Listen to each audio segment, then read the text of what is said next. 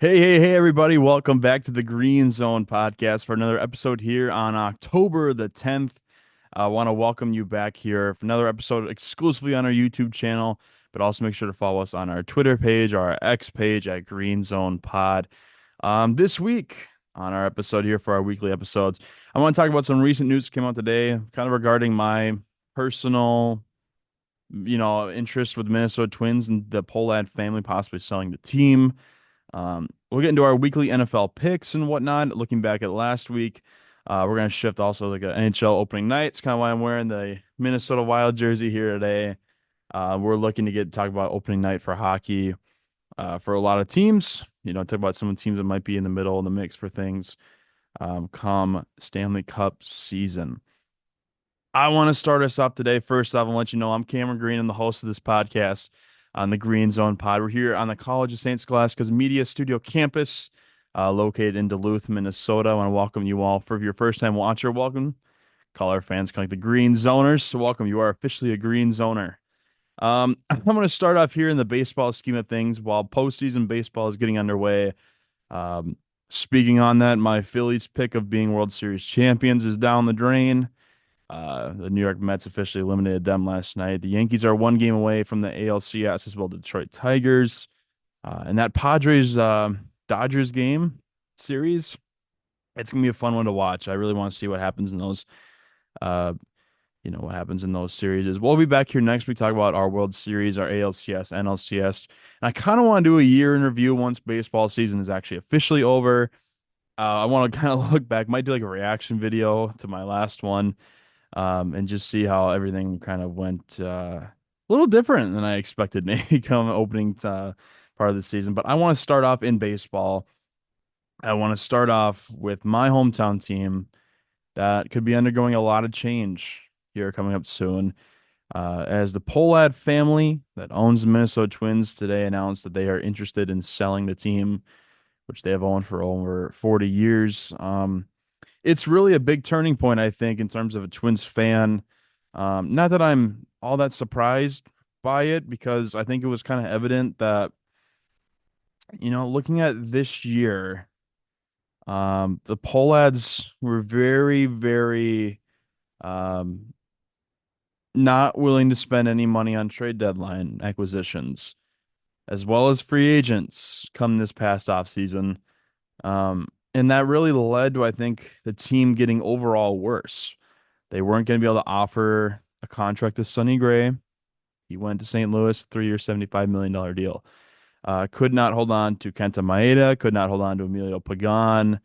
Got some decent guys. Carlos Santana was a nice addition for this year's squad. Pretty much what the Twins were looking to get out of a 38-year-old first baseman slash DH who led the team in home runs and RBIs, which is, more than you can ask for of a 38-year-old. But I think the overall majority feeling was that, um, in some way, shape, or form, as a fan, there was some financial problems. And this announcement today, coming that they are interested in selling the team, does not surprise me. In fact, it kind of excites me if you think about it, because I'm in the mindset I think like a majority of Major League Baseball fans are. Um, if you're an owner, more than likely you are worth, in this day and age of baseball, I should say, you are worth over $1 billion, your personal net worth. That is what you are worth. Not many guys are using their MLB franchises as their personal, business. There's no more Bill Vex in the world who are just buying this team just because they want to make money off it and do something nice for the fans. That's gone. If you're an owner in pro sports today, if you're not an athlete, even if you are an athlete, you are partnering with a business mogul who is just worth a ton of money, who can support a team. And I think if you're the Pohlads, I think this has kind of been a growing disinterest from Twins fans. Um, I don't know a lot of other markets and specifically how the relationship is with their owners, but I know the Twins. I know how the Twins feel about fans feel about their owners, how they feel about that. Um, and the majority, I think people are kind of tired of seeing the Twins away. What I mean by that is you look at Steve Cohen, who bought the Mets years ago. And yes, he's worth a lot of money, richest owner in baseball. But he spent money to go get Max Scherzer, Justin Verlander, Francisco Lindor.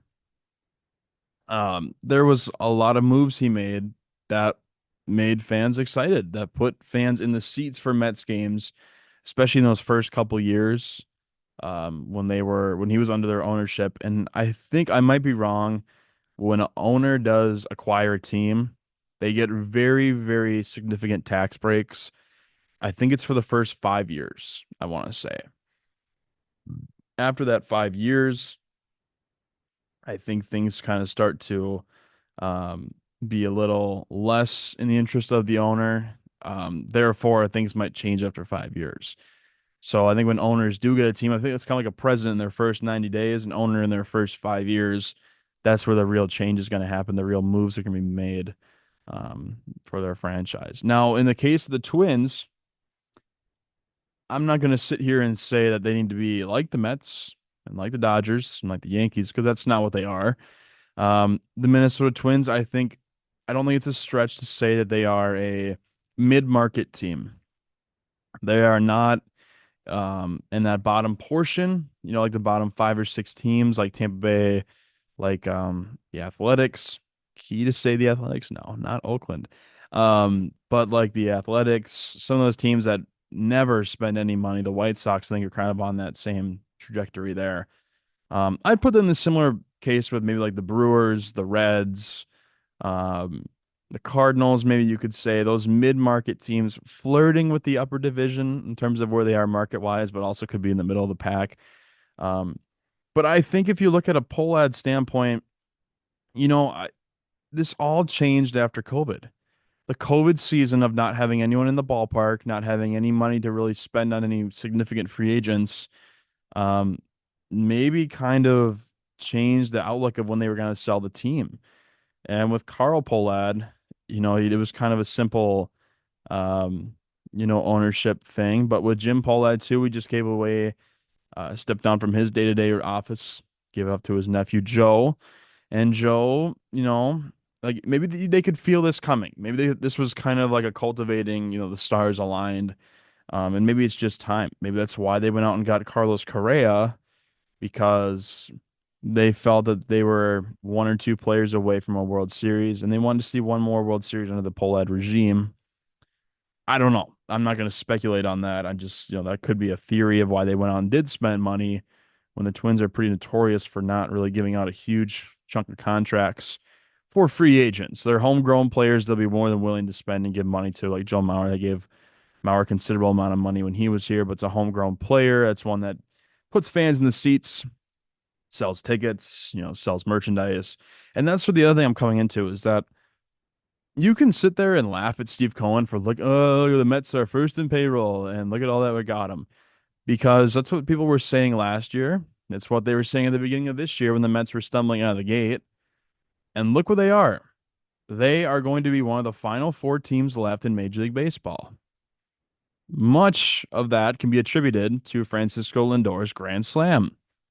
That pretty much sparked everything that they had to beat the Phillies last night. Um, what I'm going and where I'm getting at with this is that buying players might not buy you wins. It's the old Moneyball aspect. Your goal is not to buy players, it is to buy wins. But therefore, buying players gets people to come to your games. Nothing was more evident this year at Target Field in Minneapolis than not an empty stadium, but certainly not what it usually is. And I know they had the problems with the TV contract, and certainly that hindered a lot of their financial problems and difficulties, just not knowing where that money's going to come from. Sure, I understand that perfectly.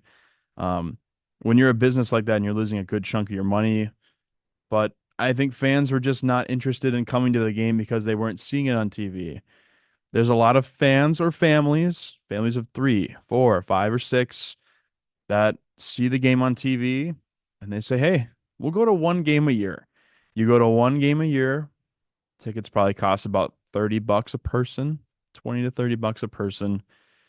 And people buy hot dogs and chicken tenders and burgers and beer, and that can add up pretty significantly. Kids want to take home a little merchandise. We'll get you a foam finger. We'll get you a baseball. We'll get you something. Um, it's a significant amount of money that can be made just by going to one game a year, that family of four, five, or six. So when they're not coming to the games, there's money to be lost, not money to be made. There's money that's missing there from the normal budget. And if you think about it, that also bleeds into free agency like this year.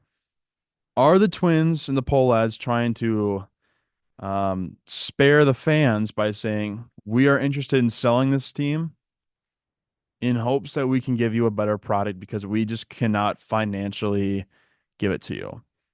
Is that something that's being said amongst, the players, or the feeling amongst the fans is that they were not willing to invest any money into players at the trade deadline? It was no, when Trevor Richards was your only acquisition made, and at that time you were in a playoff spot, it's a little concerning in terms of where your owner might be at player wise. And I know that, Carlos Correa probably went to the Polat family and say, this is a few names we would love to have, but we can't afford that. So are they trying to protect the Twins and, like, say Carlos Correa saying we want you to stick around because, you know, financially we can't give you what you want. We can't give you what you want and what you desire to be here. And if we want you here, then we just have to step back and give it to someone who can give you that.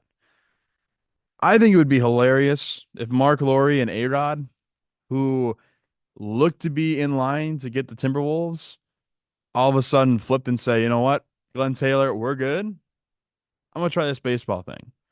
I don't have any concern they'd move the team or anything like that. Like some people do think that.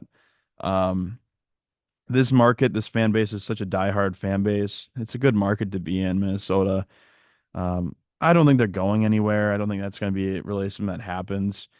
Um, but it's an interesting day in Twins territory, as we like to call it, because I don't know that if this changes anything, 2 months from now, 5 years from now, 10 years from now, I don't really know. You know, if you get an owner in here that wants to pay a lot of money for a ball club, they don't really come for sale that often anymore.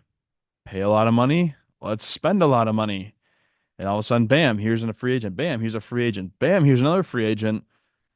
Does this mean this is kind of like turning the page of where the Twins want to be? Because right now, you look at the AL Central, currently, there's still three teams alive from the AL Central out of five. And the teams that are left that didn't make it is the historically bad Chicago White Sox and the Twins.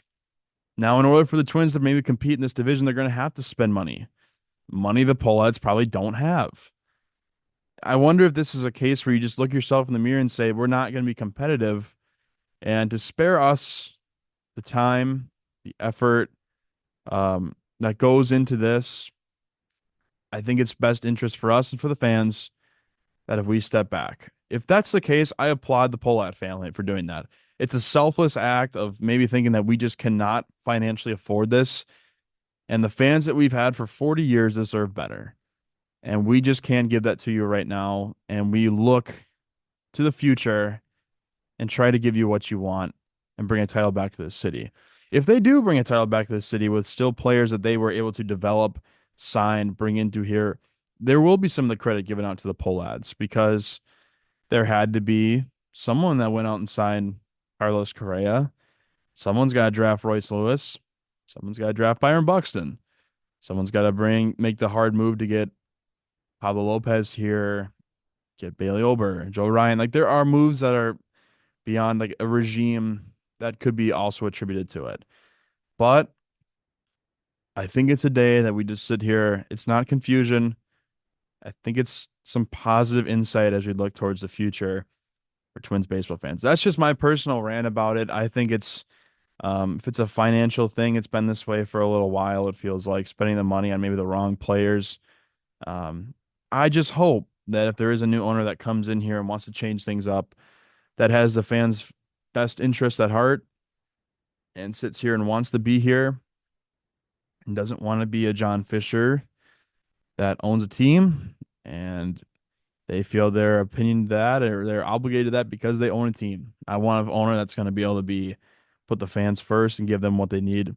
Not saying they want to be the Dodgers, the Mets, the Giants, the Red Sox, but this team can be competitive. It just needs the right guys at the helm that want to be competitive too. Every owner wants to be competitive, but not every owner can financially be competitive year in and year out. As we move away from that, I want to talk about our weekly picks that come in for our weekly segment. Last week was kind of a weird week in the NFL. A very, very charcuterie board spread, if we want to call it. We got a little bit of this, got a little bit of that, got a little bit of this, a little bit of that, a little bit of everything for last week. Reviewing our picks we had from last week, Buccaneers did not cover against the Falcons. We'll go into ones we did well with. Vikings did cover the Jets. We got that one right. Bears covered the Panthers. Ravens did cover against the Bengals in a thrilling game. I did take New England in this game, and New England kind of disappointed me. Dolphins came to play. Dolphins season still, within balance there. Um, Colts and Jaguars is a close game. The Colts only fell by 3 points. Texans covered against the Bills, Commanders against the Browns, Broncos against the Raiders, 49ers covered against the Cardinals covered against the 49ers. That was one I had in my head. I had 49ers winning the game straight up. I had the Cardinals in the spread. Cardinals are looking like that team. They win games they shouldn't, but they also lose games they should. It's kind of a weird, inflow of that stuff going on. Green Bay covered against the Rams. The Giants came into Seattle and shocked them. Dallas did cover against Pittsburgh, and the Chiefs covered against the Saints. So it wasn't that bad of a week for me in my picks. We're going to look at this week, and we're going to start off right away on the bang. Two teams that are getting a little bit of a short week, the 49ers and the Seahawks. I think the general consensus for this game is both these teams are flat. They're flatlined right now. The Niners are not playing the way they want to. The Seahawks, if they would have won last week, would have been 4-1, sitting here now at 3-2. Um, I'm gonna take the 49ers in the spread or the head-to-head, excuse me. But I think Seattle's gonna cover this spread. I think it's gonna be a pretty close game. Now, Seattle's a 3.5 point underdog. And I think this game could come down to a field goal or something that happens, a 2 point conversion that's going to fall short. Um, I think Geno Smith's going to have a really good day. I really do think that. And Brock Purdy's going to have a bounce back game. We'll see what happens, weapons wise. Does Debo Samuel have a big game of his career? If we get a big Debo game, a game that someone has to get this team back on track. I think Purdy's the one that needs to have that game. But I'll take Seattle in the spread, and I'll take San Francisco in the straight up. I still think San Fran's going to win this game. Got another London game on our hands. The Jacksonville Jaguars, who are 1-4, they pulled out a win last week against the Colts, taking on the Chicago Bears at home. Caleb Williams is starting to look way more comfortable, and he's starting to look way more like the first overall pick that they had. Jacksonville at 1-4. It's going to be a tough game. I think Chicago's going to take this one, both the straight up and the spread. 2.5 point favorites. They are in Chicago. I think it's going to be a cool environment for Caleb to continue winning. Bears are going to be 4-2 after this week. I'm going to predict as they win that game, both in the spread. They'll cover the 2.5 point spread and the straight up. Another NFC North game that's on our hands here. Arizona Cardinals, who are 4.5 point underdogs, will travel to the frozen tundra. It's not really frozen. It's October, but it's against the Green Bay Packers at home. We know about the Packers' home field advantage. But if Kyler Murray shows up and he's scrambling around and running around like he does at times and finds Marvin Harrison Jr. and finds some of his weapons and Trey McBride and those guys, man, Arizona can compete with anyone here. But I think Green Bay is going to have the edge in this one. I'm going to take Green Bay in the spread at 4.5 point favorites. I'm also going to take them in the straight up picks. I just feel like Green Bay could use this game. Jordan Love's been playing pretty solid in the 3 games that he's played. Um, he needs a game to have that's going to be a big one. This is going to be the game here. Packers going to beat this one over the Cardinals in the spread and the straight up. Probably the closest spread of the week is our next game, where the Colts are taking on the Tennessee Titans. The Colts at only 0.5 point favorites. The Titans, I don't have a lot of good to say about Tennessee right now. They have some decent players, but they're not doing much. Indy is underperforming with Anthony Richardson and overperforming with Joe Flacco. It's kind of a weird dynamic they have going on there. I am going to take Indianapolis here in the spread, regardless if it's Richardson or Flacco.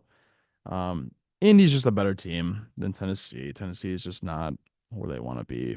Um, I'll take the Colts in the straight up one, and they'll be covering the 0.5 point spread in this one. Next game we have in our hands is going to be a weird one. So the starting debut of Drake May in New England. He is a 6.5 point underdog against the Houston Texans.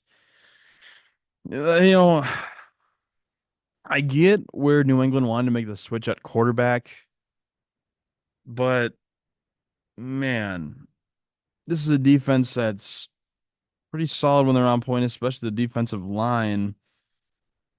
I think it's going to be a rough game for Drake May. I think he's going to get barely 100 passing yards. He'll throw a couple picks, probably not a touchdown. I think Houston's going to win this one probably like 31-7. I think it's going to be that big of a game blowout. Texans in the straight up, Texans in the spread. I don't know why you'd want May to start this game, except for it's a home game and you want some energy in the stadium. That's the only two things I can think about if you're New England that you really want from him. Week one though, I mean, ugh, I don't know. I'm just torn about it. I think 6.5 points is enough for the Texans to cover that spread. They're going to win that one straight up in the spread. Next game we have here, got the battle of NFC South teams, Tampa Bay Buccaneers, 2.5 point favorites at the New Orleans Saints. Um, it's funny. I don't really know this. Both these teams are kind of like hurricane teams. You want to think about Hurricane Milton just going through Tampa right now and how destructive those really can be. And the Saints went through that with Katrina. We don't know what's going to happen with the Buccaneers in their home stadium, home city. Like what's going to be of Tampa. Nevertheless, I think the Buccaneers got a little chip on their shoulder to play for the people of Tampa. And the city of Tampa that really wants them to win. That, it's kind of like what the Saints went through with Katrina, that people felt that they rooted for the Saints because that's all they had. I think Tampa Bay is getting that similar spot here. Tampa Bay is going to have a really good game, I think. And Spencer Rattler is starting for the Saints. It'll be an interesting day for him. But Tampa Bay, 2.5 point favorites. They're going to cover that spread. I'm taking the Buccaneers in the straight up and the spread. Cleveland Browns at the Philadelphia Eagles. The Eagles are 8.5 point spreads. Favorites, Eagles are. Moment of silence there for the Cleveland fans. I don't know what's going on with this team. I don't think Kevin Stefanski is the problem. I think it's Deshaun Watson's the problem. I don't know what you're going to do about him because right now you just don't have that quarterback play. It's so inconsistent right now. But Cleveland needs this game more than Philly needs this game. But it's in Philadelphia. Gosh, I don't know. I think I'm going to take the Cleveland Browns in the spread. It's what I have on here. But the Philadelphia Eagles will take this one this straight up. If Deshaun Watson plays remotely close to what he's capable of, and when I say that, I mean what he's been playing up 4 years ago. It's really weird to say that, but if he's remotely close to that, Cleveland will be able to cover this 8.5 point spread as underdogs in Philly. Next one we have in our hands, it's kind of an interesting one, the Commanders and the Ravens. You got Lamar Jackson and what feels like Lamar Jackson 2.0 and Jaden Daniels. I'm going to take Baltimore in this one, the straight up part aspect to it. Commanders, though, at 6.5 point underdogs. I think they're going to have a fighting spirit in them. Commanders will cover the 6.5 point spread. I think they'll probably lose by 4 or 5 points. But Baltimore, going to take this one, going to go back to 4-2. They need to get themselves back in a pace to win the NFC North or the AFC North, excuse me. But Baltimore, going to take this one, the straight up and the spread. Next game on our hands is the LA Chargers traveling to Denver to take on Bo Nix and the Denver Broncos. Now, Herbert's going to play this week, Justin Herbert. Um, part of me wants to go both ways. I can really see that happening, but I'm going to take the Chargers here in both the straight up and the spread. Herbert hasn't had a game this year that he's really said, like, yeah, I'm still a top 10 quarterback in football, but he also hasn't been healthy all year. So I'm not going to hold that against him. When he's healthy, we know what he's capable of. Right now, he's not healthy. Um, I still think the Harbaugh-led defense, the Chargers, I think they're going to match up well there against a rookie quarterback who's made a lot of mistakes at quarterback. Consider it is, but it's a rookie, the growing phase of that, the growing pains. Chargers going to win this one in the spread at 2.5 point favorites, and they will also take that one straight up.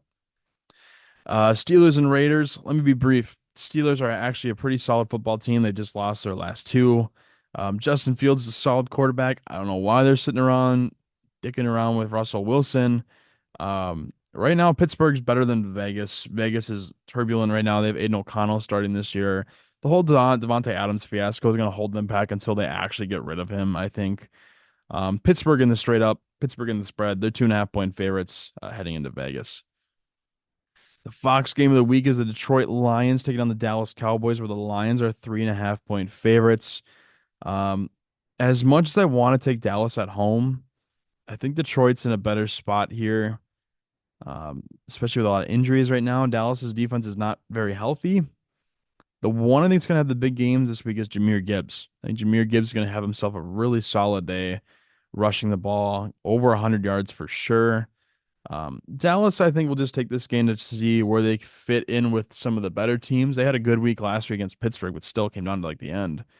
Um, Detroit will take this one. They'll cover the 3.5 point spread over Dallas in Jerry World.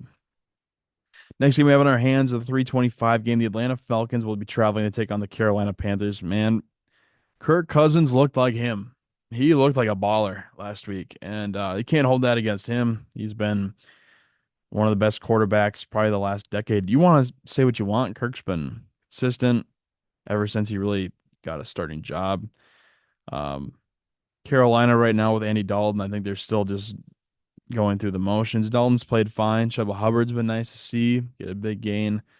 But Atlanta is a better team than Carolina right now. I think Carolina is gonna not be able to cover that 6.5 point underdog spread. Falcons will cover the spread. They will take the straight up one in that game. Final two games in our hands. The first one is the Cincinnati Bengals. We take it on the New York Giants. The Bengals are at 1-4 and 3.5 point favorite on the spread. I think I'm going to take the Bengals in the straight up and the spread. Look, if this is a good team on paper, they got to prove it on the field. And they're 1-4 right now. I just don't know what's going on with them. I think Cincinnati's going to have this good bounce back game. Go into New York, show them who they are. Bengals cover the 3.5 point spread. I'll also take them in this straight up as well. And then we got Monday's game against the Buffalo Bills and the New York Jets. Jets get a long week, but also traveling from London. Firing Robert Saleh, I don't really understand at this point, but if Saleh is kind of trying to change up things, I can see where they might just say, no, not going to happen. We're going to make a change, and you're going to be the change. Buffalo will take this one, I think, by a 2.5 point spread favorite. The Jets right now, I think, are still in identity crisis mode, going to that, SOS mode. And I think the Bills are going to cover the 2.5 point spread over the Jets. So that's the weekly picks, the 14 games on our hand for this week. It's NHL opening night for a lot of teams, for my Minnesota Wild. The road to a first round playoff exit starts here. I just kid, but don't really have a lot of other, experiences to talk on. I wish the best for all the NHL teams. The favorite right now, it seems to be Dallas coming back. It really is feel like theirs to lose. But that is also, that's the beauty of hockey. I love hockey, how that works out. It also feels fun to see if, Edmonton could win Stanley Cup finally for Connor McDavid. But the favorites right now, Edmonton, Florida, New Jersey. It's kind of a sneaky team there with the Hughes brothers figuring that out. You got the Avalanche, the Stars, but the Wild sit at right now, one of the lowest odds right now at 2,500 to 1, but 25 to 1 just doesn't feel like that awesome of a team right now. So I don't know. We'll see what happens this year. I really look to get back into things as we sit here. Welcome back to the NHL thing. We'll open up NHL talk this year. Didn't really talk a ton about the NHL last year that much, but maybe we'll kind of go forward in the Green Zone podcast that comes out weekly. We'll talk about that week to week, see what happens there. Just want to thank you guys for tuning in here on the Green Zone podcast. Follow us on our Twitter page at Green Zone Pod. I'm Cameron Green signing off for the Green Zone podcast.